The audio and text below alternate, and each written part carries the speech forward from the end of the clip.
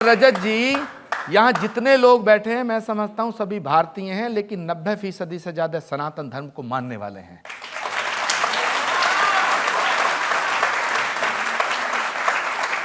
और रजत जी, तमाम कट्टरपंथी ताकतें इस शो को देखेंगी और मैं समझता हूं कि उनके दिल पर भी ये तालियां असर करेंगी कि जहां 90% हिंदू हैं, वहां नबी की शान में आचार्य प्रमोद कृष्ण ने अगर 2 पंक्तियां गाई तो उसको दाद मिली है।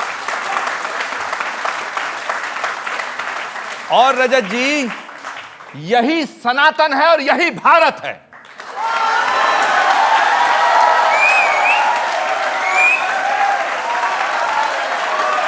भारत माता की, भारत माता की, भारत माता की।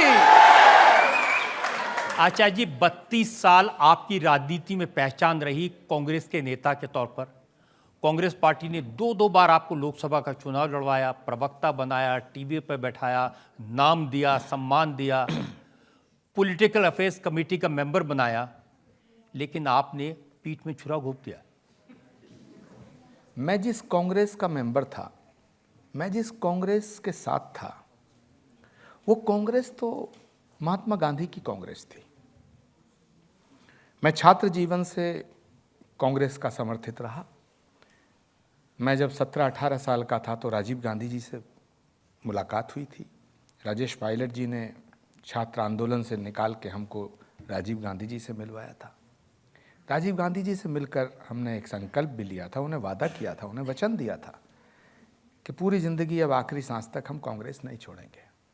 और मैंने कांग्रेस नहीं छोड़ी, लेकिन जो कांग्रेस महात्मा गांधी की कांग्रेस थी, जिस कांग्रेस की शुरुआत, जिस कांग्रेस की हर सभा का शुभारंभ वंदे मातरम और रघुपति राघव राजा राम से हुआ करता था, वो महात्मा गांधी की कांग्रेस मोहम्मद अली जिन्ना के रास्ते पे चली गई।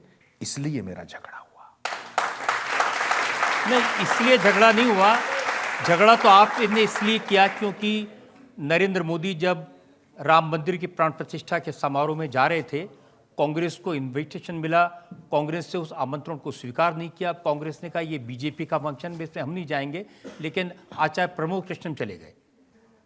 रजत जी, आचार्य प्रमोद कृष्णम इसलिए चले गए कि राम और राष्ट्र पर समझौता नहीं किया जा सकता।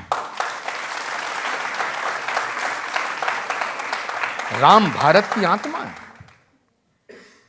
500 साल के संघर्ष के बाद, 500 साल के हजारों बलिदानों के बाद, कितनी कुर्बानियों के बाद, कितनी लड़ाई और संघर्ष के बाद, कितनी त्याग तपस्या के बाद ये शुभ घड़ी आई कि भगवान राम की जन्मभूमि का मंदिर बनकर के तैयार हुआ और उसकी प्राण प्रतिष्ठा समारोह की तिथि सुनिश्चित हुई। उसका विरोध करना, उसको अस्वीकार करना, मैंने कहा, जब मैं कांग्रेस में था, मैंने कहा कि भगवान राम का निमंत्रण मिलना सौभाग्य का विषय है और उसे ठुकराना दुर्भाग्य का विषय है।